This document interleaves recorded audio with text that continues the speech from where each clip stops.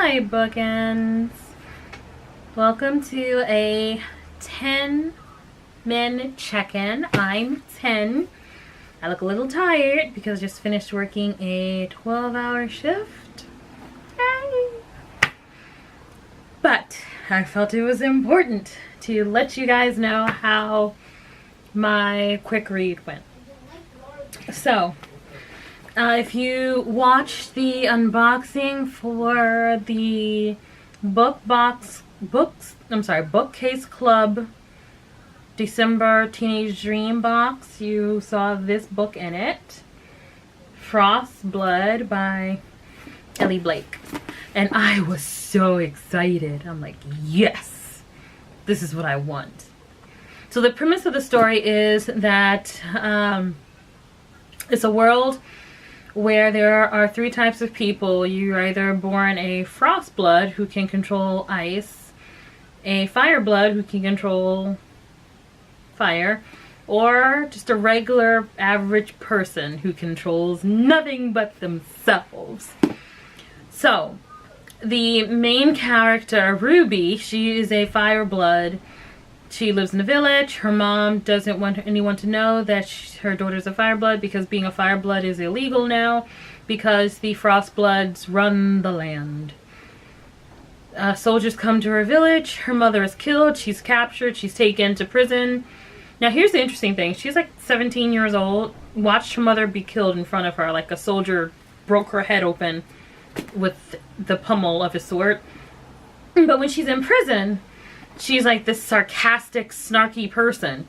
I'm like, it's been 5 months, your mother's dead, you're in prison, they're throwing cold water on you, it's making you sick. How are you this snarky of a person? But anyway, she gets broken out of prison by a monk and a dude with the monk. And he's kind of harsh towards her. Not the monk, but the guy with him. He's kind of harsh to her, kind of a jerk. And you can tell, okay, this is going to be the love interest. His name is Arcus. So I wasn't put off by the predictability of that because I liked Arcus. The odd thing is though, like he's really a jerk to her. He starts to warm up to her, you know, throughout the book. The book moves really quickly. It's fast paced. It hits the ground running. I loved this book up to page 250. There's 382 pages. I love this book up until page 250. So let me just make sure. I believe it's 3. Okay, let me not count.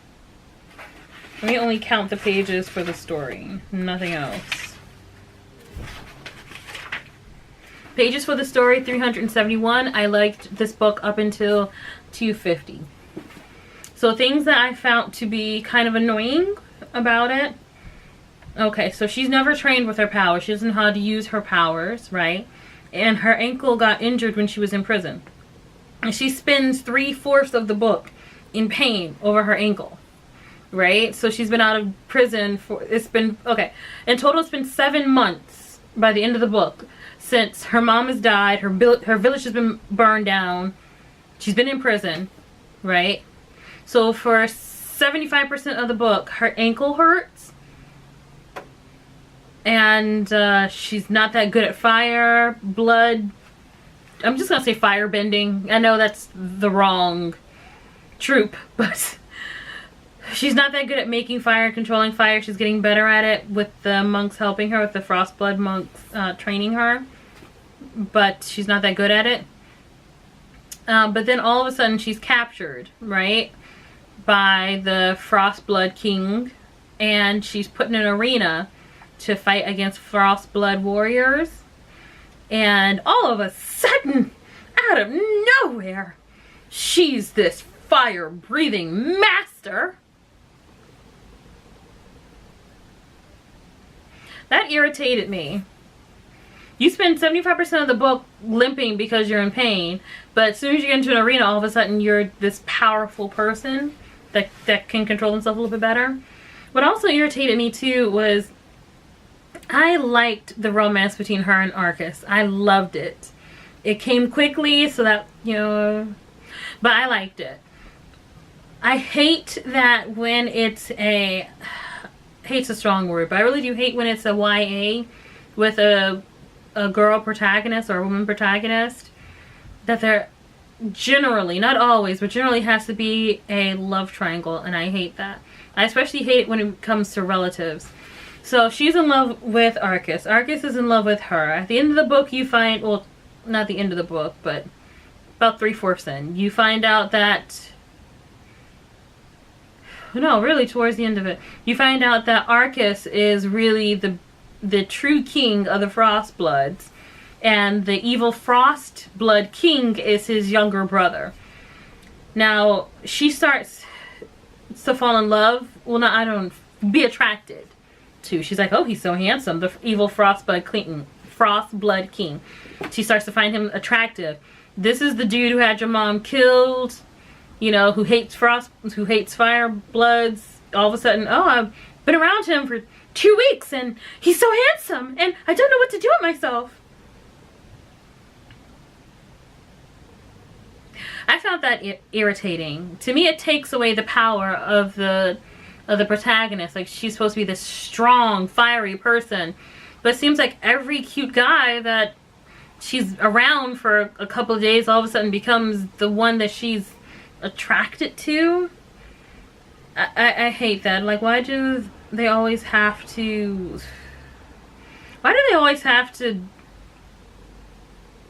I hate it. I hate love triangles because it steals power from the protagonist and makes them out like they're this weakling who can't control their own emotions to the degree that they're able to go throughout the world without falling in love with whatever guy is in their immediate vicinity. But even with that, I was like, okay, it's all right. It's a part of the troupe. I'm not really big on love triangles, but I'll do it. Then comes Mannix. So you know how I love science. I love a reason for why whatever is happening. So FrostBloods can control frost because it's in their blood. They're able to do it because it's in their blood. FireBloods, the same reason. So there was a science behind why they're able to do what it is they're able to do. Brother Thistle, I believe his name is, says that there is a curse in the throne. And that's why the Frost King, the evil Frost King, turned evil, because he's being controlled by the curse in the throne. Okay. I'm like, whatever, hyperbole or whatever it is, it's cool, whatever. Turns out there's actually something living in the throne. So you go through most of I would say 85% of this book is logical. Of course, it's logical for fiction. You know, they make what they're saying make sense. Then you get to this thing where she's setting the throne on fire and it's like something just came out of the throne. I'm like, what? What? And it's talking. We just went from logical to what? At the end of the book was, I mean, they were talking about prophecies and stuff like that, but you know, the prophecy thing kind of came out of left field and it wasn't dealt with too heavily, so I'm like, okay, this is on the back burner. But yes, so now there's this evil spirit, I guess, I don't know what it is, Mannix, this evil entity that she has released. It tried to go inside of her, she fought it off, it fled, and it marked her. The book ends with her and Arcus. She has a really bad fever or something, and Arcus is there with her. He kisses her, and she has, I guess, PTSD about the whole Mannix thing. Mannix, whatever thing. Moving to the second book. Once again, she's this strong, willful, able person who, as soon as she gets in a room with another guy, all of a sudden she's in love with this guy too. This is Kai. He is I believe his name is Kai. Let me just make sure. Let me just see. Yeah, so his name is Kai. He is oh, I'm sorry, I didn't show you the second book. This is the second book. So this book came in a subscription. This book I went out and bought from Barnes and Nobles.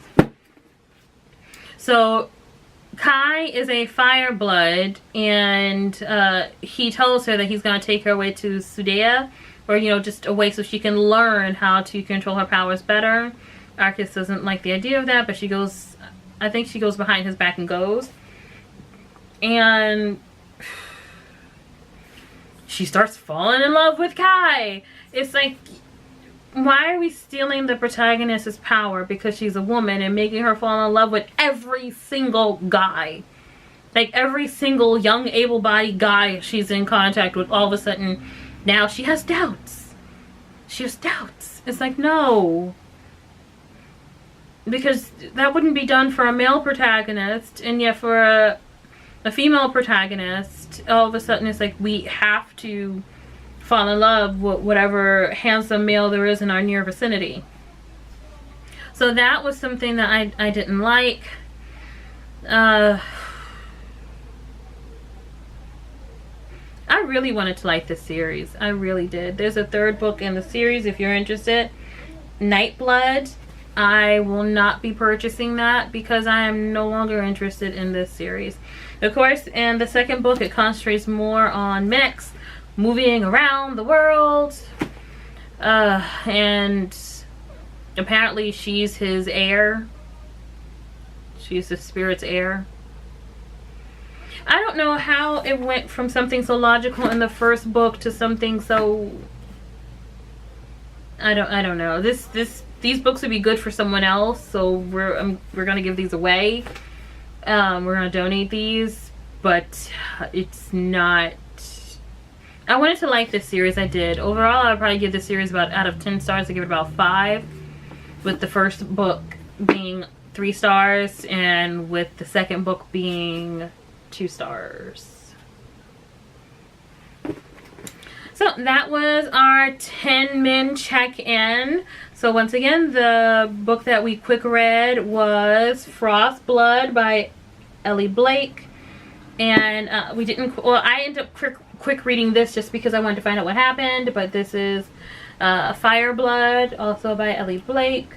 If you like this series, please by all means comment down below and let us know why you like it. Maybe I missed something. Maybe I did. Or do you ship Ruby with someone else? Do you ship her with the evil king? Do you ship her with Arcus, the good king? Do you ship her with Kai? Like, what do you think? I ship her with no one because I will no longer be indulging in this series. But thank you so much for watching, and don't forget, check us out on next Monday for a review of our next book, which is Unraveling Ties. I looked over to, this is my left, it probably won't come out as my left, or probably look, I'm looking to my right, but I was looking to my left to see if I had the book with me, and it's, I think it's on my bed. Yes, it's on my bed.